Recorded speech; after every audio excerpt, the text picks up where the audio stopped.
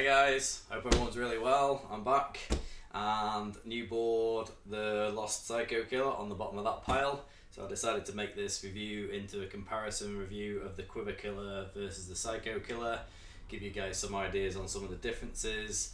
I've ridden the Quiver Killer a few times, but I've not ridden the Psycho Killer yet because the waves aren't big enough, so most of my comparisons are going to be on what I can see of the board design, and they're both very similar, so I think between the two boards you're probably almost splitting hairs as to which one you prefer, but there's going to be one that'll probably fit better in your quiver and might fit what you're after a little bit more. So to ramp into it, it's probably worth me saying first off that both these boards are custom. The Quiver Killer here on the top is stock 6'4" dims apart from the thickness, so it's 6'4", 21 1/4, and it's 2 7/8, giving me, I think it was 42.7 in this, 42.8. And then the Psycho Killer on the bottom is actually a 6'3" Psycho Killer that we've blown the width out to the same as my Quiver Killer's 21.25, and we've taken the thickness up as well to the same, which ended up coming in at 41 3/4 litres. Hope I got all that right. Okay, so I had a bit of a look at both of the boards yesterday, and here's the points that I think are the differences between the two. Obviously you can see the rockers there. The rocker's probably a pretty important one to go over, and I'll go over that whilst they're on top of each other, because I'll probably move the Quiver Killer out of the way a little bit later and talk more about Psycho. So yeah, the rockers quite similar. I think there's a tiny bit more late nose kick in the Quiver Killer, and I think there's a tiny bit more late tail kick in the Psycho Killer. The concaves are deeper in the Psycho Killer. The measurements at the nose, the Quiver Killer is very slightly tighter, and the measurements at the tail, the Psycho Killer is very slightly tighter, although you've got to take into account that that's the wing tail, so it's probably actually quite similar in the tail. And then the rails are, both boards are fairly parallel. It appears more so on the Psycho Killer, and I would say that the deck looks a bit fuller on the Psycho Killer as well. I'm not sure whether that's just a bit to do with it being a little bit shorter as well, but yeah, the Quiver Killer seems to have a little bit more pinch going on in the rail. So basically all I take from that is that the Psycho Killer is a bit more towards the rocket end of things, the Lost Rocket. So the Psycho Killer would be like the Quiver Killer, but it's obviously made for a little bit more radical turns, helping you out a little bit more at the lower end.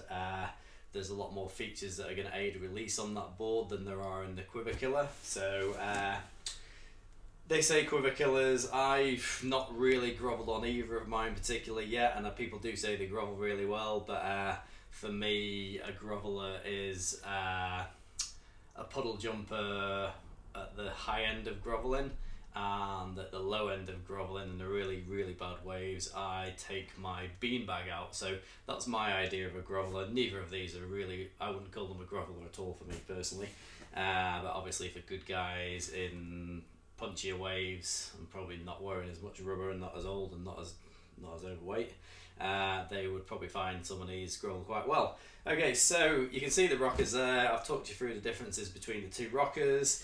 If I pop these two up, we can go over the plane shapes, and then I'll go through the Psycho Killer separately for a little bit longer, a bit like I did on the Quiver Killer. So if you want to see the full review of the Quiver Killer, that's already up. So as you can see here, it's really all about this tail. So the Psycho Killer has basically taken the tails. When I look at them, the rail line looks a bit more parallel throughout on this one, and you've got these double steps in the tail, and it's kind of like a squared off swallow. So you know, you're going to get more release from those step downs, but it carries a bit more width through this front bit than the Quiver Killer, I'd say. But really, you know, you're talking very small differences between these two boards, and it's going to depend on what you're looking for. If you're looking for a all-round board that's going to be longer, more drawn-out turns, and you want that extra bit of hold in the tail, and you're probably looking at the slightly higher end of the wave range, although I suspect they probably do about the same in wave range, then you're probably going to head towards the Quiver Killer.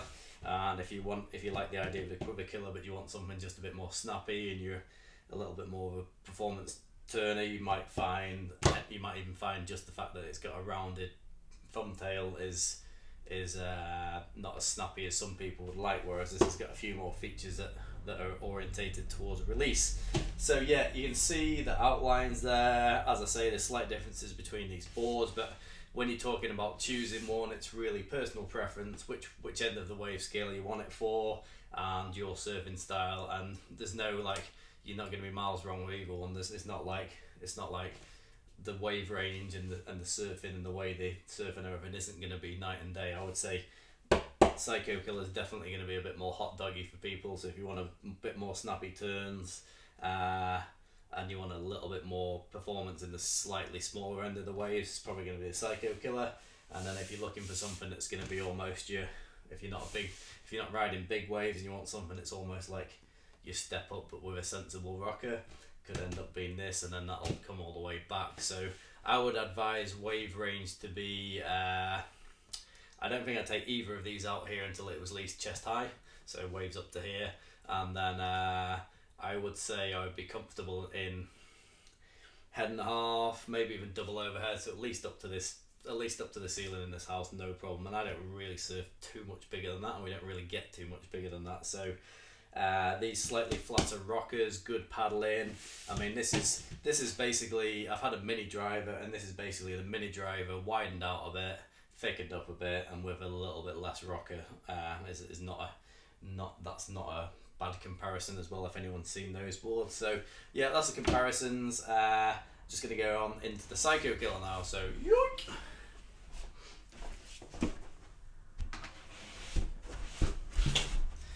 So as I say, Quiver Killer reviews there for you to see.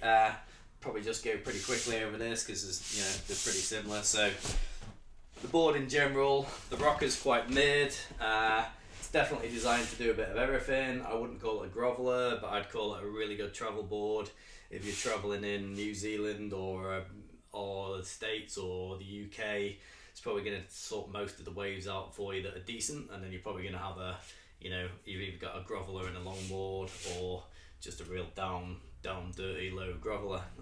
So yeah, rocker's really nice. Personally, looking at them between this and the Quiver Killer, I think there's quite a bit of really good volume in here. The deck to me looks a bit fuller. The rails in this section and this section look a bit fuller.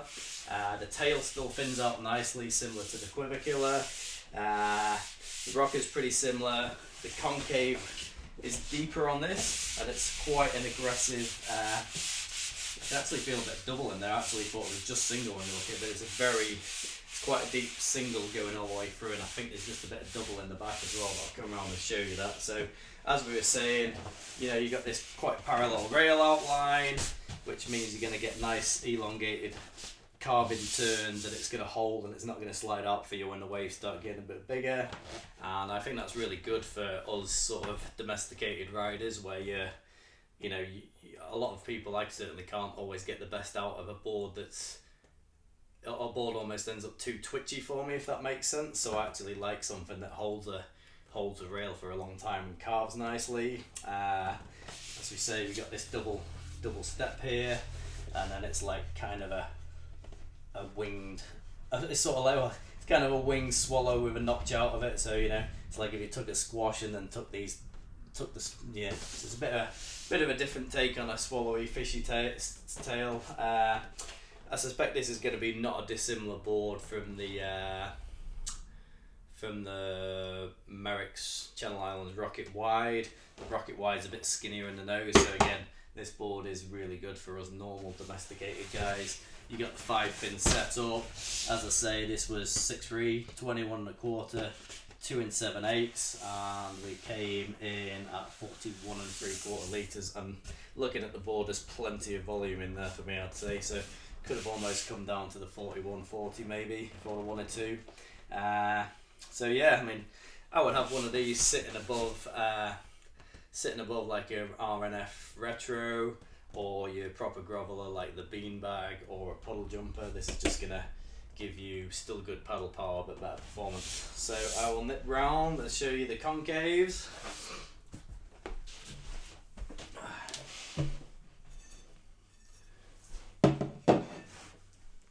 So hopefully we've got some good angles on here. So as you can see, we're already quite aggressive with the single there, and it just gets more and more aggressive. So we've got a lot of nice single for lift under the front foot, which also keep in mind that the more concave that's in the bottom, the more volume that's coming back out. So if it looks like a bulky deck but it's got a really deep concave under the bottom, it's not as bulky as you're thinking. So here we go, and say lots of concave in there. It's quite aggressive, and then we're getting just a little bit of, obviously it's all down below the rail line, but we're getting a little bit of double there. But it's, for the main part, it's the lost rocket style single concave almost all of the way through. There's no V in there or anything, so it's really designed to create a lot of lift.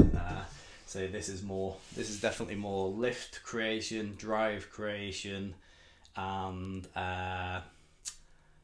features that will help you release the tail, whereas the Quiver Killer is less concave, nice rounded continuous shapes that are going to hold on to a rail for longer. So yeah, and say nice tail, nice and thin down in the rails there. And yeah, that is it. And they don't seem to be too fussy with fins, so I've just been riding the Quiver Killer with a AM large quad set and an AM thruster set, and they feel fine, and I'll do the same with the Quiver Killer. So yeah, hope you guys enjoyed that. Hope it helps people choose, and thanks heaps to all the guys that have been hitting me up and talking to me and going to and fro and helping them out with board selections, and people have been teaching me stuff that I didn't know, and that's been really cool. And the other thing is, today I spoke to FCS, and I actually realised that they do put their fin data on the website. So if you go to, certainly on the Aussie site, but I'm not sure about all the other sites, so if you go to the very bottom of the first page of the website, it's got a little column called fin data there, and that's really useful for knowing your sizes and your areas and your sweep on your fins, especially for rear quads, because a lot of, might get in trouble for saying this, but a lot of the rear quads are actually the same template. So